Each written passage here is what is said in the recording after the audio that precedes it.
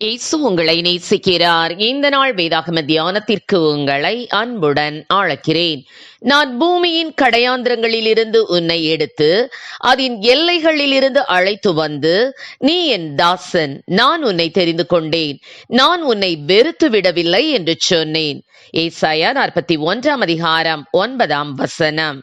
Clara என்ற பெண் வீட்டு வேலை செய்பவர்.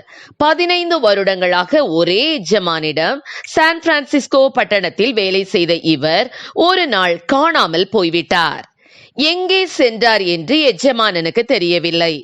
எஜமான் காவல் நிலையத்தில் புகார் அளித்தார். அநேக நாள் தேடுதலுக்கு பின் அப்பட்டணத்தின் காவல்துறை அதிகாரிகள் அவளை கண்டுபிடித்தார்கள். அவள் சான் பிரான்சிஸ்கோ பட்டணத்திற்கு வெளியே ஒரு மலைச்சரிவில் பட்டினியாக மரிக்கும் தருவாயில் ஒளித்துக் கொண்டிருந்தாள். ஒரு பத்திரிகை ஆசிரியர் அவளிடம் காரணத்தை கேட்டபோது, என்னை மரிக்க அனுமதியுங்கள், நான் ஒரு வீட்டு வேலைக்காரி, என்னை எல்லாரும் வெறுத்து விட்டார்கள், என்னை கவனிப்பார் யாரும் இல்லை, என் வாழ்விற்கு எந்த மரியாதையும் இல்லை, எனக்கு குடும்பமோ நண்பர்களோ உறவினர் என்றோ யாருமே இல்லை, நான் மிகவும் தனிமைப்படுத்தப்பட்டவளாய் இருக்கிறபடியினால் நான் மரிக்க வேண்டும், தயவு செய்து என்னை விட்டுவிடுங்கள் என்று மிகவும் வேதனையுடன் கூறி அழுதாள்.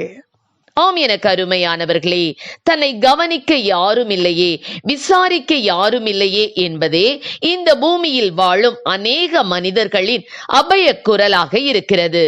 ஒரு நபரிடம் அவருடைய விசுவாசியான நண்பர், நீங்கள் தேவனிடம் ஒரே ஒரு கேள்வி மட்டும் கேட்க அனுமதிக்கப்பட்டால் என்ன கேட்பீர்கள் என்று கேட்டார். அவர் சற்றும் யோசிக்காமல், நான் தனிமையில் வாடுகிறேனே, தேவனே நீர் என்னை கவனிக்கிறீரா என்பதே அந்த கேள்வி என்றார். இப்படிப்பட்ட கேள்வி நம்முடைய உள்ளத்திலும் அவ்வப்போது தோன்றி மறையலாம். துன்பங்கள் அடுக்கடுக்காய் வரும்போது எவரும் நம்முடன் இல்லை என்ற உணர்வு மனிதர்களை வாட்டுகிறது. என் தேவனே, கர்த்தர் எங்களோடு இருந்தால் இவையெல்லாம் எங்களுக்கு நேரிடுவானேன் என்று வேதாகமத்தில் கிதியோன் கேட்டார். இது மீதியானியர் இஸ்ரவேல் ஜனங்களை கொடுமைப்படுத்தி ஒடுக்கிய போது கிதியோன் தேவதூதரிடம் கேட்ட கேள்வி. இந்த கேள்விதான் நம் வாழ்வில் நாம் அனைவரும் அடிக்கடி கேட்கிற கேள்வியாக இருக்கிறது.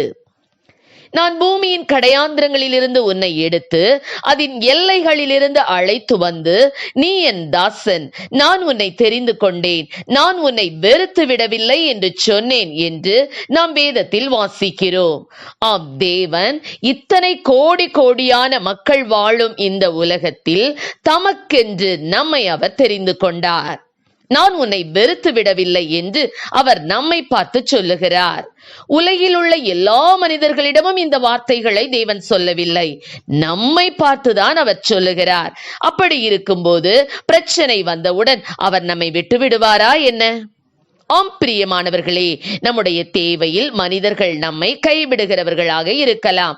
மற்றவர்கள் நமக்கு உதவுவார்கள் என்று அவர்களை நோக்கி பார்க்கும்போது அவர்கள் நமக்கு உதவாமல் போய்விடலாம். ஆனால் கர்த்தரை நோக்கி பார்க்கும்போது அவர் நமக்கு நிச்சயமாக உதவுகிறார். அவர்தான் நமக்கு உதவி வரும் கன்மலையாக இருக்கிறார். உலகத்தில் உங்களுக்கு உபத்திரவம் உண்டு என்றுதான் இயேசு கிறிஸ்து கூறினார். ஆனால் தொடர்ந்து, ஆகிலும் திடன் கொள்ளுங்கள், நான் உலகத்தை ஜெயித்தேன் என்றும் சொன்னார். உலகத்தை ஜெயித்தவர் நம்மோடு இருக்கும்போது, நம் உபத்திரவங்களில் அவரை நோக்கி பார்க்கும்போது நிச்சயமாக அதிலிருந்து நமக்கு விடுதலை கொடுக்கிற தேவனாக இருக்கிறார்.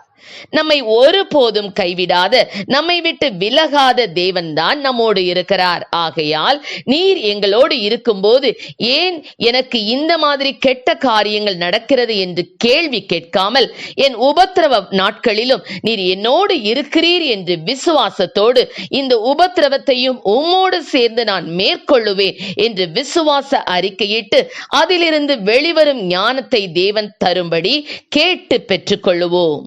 உபத்திரவங்கள் நம்மை அழிக்க அல்ல, நம்மை உருவாக்கவே வருகிறது. கர்த்தர் விரும்புகிறபடி நாம் உருவாக்கப்படுவோம். கர்த்ததாமே நம்மை ஆசீர்வதிப்பாராக. ஆமென். ஜெபம். எங்களை அதிகமாய் நேசித்து வழிநடத்துகிற எங்கள் அன்பின் பரலோக பிதாவே, இந்த நாட்களில் கூட அப்பா ஆண்டவரே ஸ்தோத்திர ராஜா, தனிமையோடு காணப்படுகிற பிள்ளைகளுக்காக உடைய சமூகத்தில் வருகிறோம் ஆண்டவரே. அப்பா, எங்களிலே அன்பு கூற, எங்களை விசாரிக்க ஆண்டவரே, எங்கள் மேல் கரிசனை கொள்ள யாருமே இல்லையே என்று சொல்லி கர்த்தாவே விரக்தியோடு இருக்கிற பிள்ளைகளுக்காக உடைய சமூகத்தில் வருகிறோம் ஆண்டவரே. அப்பா, யாக்கோபு தனித்து சுகமாய் வாசம் பண்ணுவான் என்று சொன்ன வசனத்தின்படி அப்பா ஆண்டவரே, பிள்ளைகள் சுகமாய் சமாதானத்தோடு ஆண்டவரே ஜீவிப்பதற்கு ஆண்டவரே அப்பா நீர் கிருபை கொடுப்பீராக. சத்துரு கொண்டு வருகிற கர்த்தாவே எல்லா விதமான விரக்திகளை அவர்களை விட்டு எடுத்து போட்டு கர்த்தாவே அப்பா என்னை விசாரிக்க என் தேவன் உண்டு, என் தேவன் என்னை தெரிந்து கொண்டிருக்கிறார், அவர் என்னை வெறுத்து விடவில்லை என்று சொல்லி கர்த்தாவே உண்மையிலே நம்பிக்கை வைத்து களி கூறக்கூடிய கிருபைகளை கொடும், ஆசீர்வதியும். இயேசுவின் நாமத்திலே ஜெபிக்கிறோம் நல்ல பிதாவே, ஆமேன்.